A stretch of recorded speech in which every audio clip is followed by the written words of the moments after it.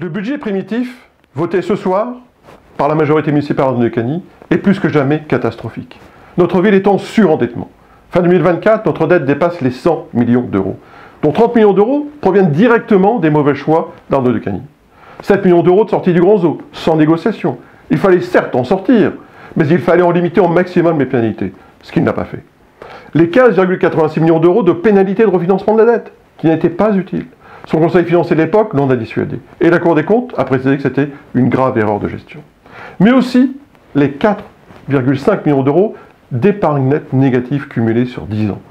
On a dû emprunter pour rembourser des emprunts. Cette année, il y aura à nouveau de l'endettement supplémentaire de l'ordre de 3,5 à 7 millions d'euros. Les causes sont triples. Des emprunts contractés à hauteur de 11,9 millions d'euros. L'incapacité aussi d'épargner sur le budget de fonctionnement pour investir. D'ailleurs, nous serons donc même obligés d'emprunter 3,7 millions d'euros pour rembourser des emprunts. Et le taux de subventionnement moyen qui est bien trop faible, de l'ordre de 40%.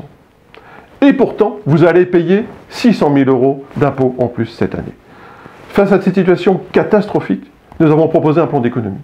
2,1 millions d'euros sur le budget de fonctionnement, c'est-à-dire grâce à une baisse des indemnités des élus, baisse du déficit abyssal de la KVM, baisse de la sous-traitance. Et 2,8 millions d'euros d'économie en investissement, en réalisant 20% des travaux en régie municipale, c'est-à-dire par le biais de nos agents, et nos valeureux agents et courageux, des services techniques et des espaces verts. Évidemment, à son habitude, Arnaud de Cagny l'a balayé d'un revers de main. Si rien n'est fait, nous serons bientôt sous tutelle et dépasserons bientôt Levallois-Perret dans le triste classement des villes les plus endettées de France.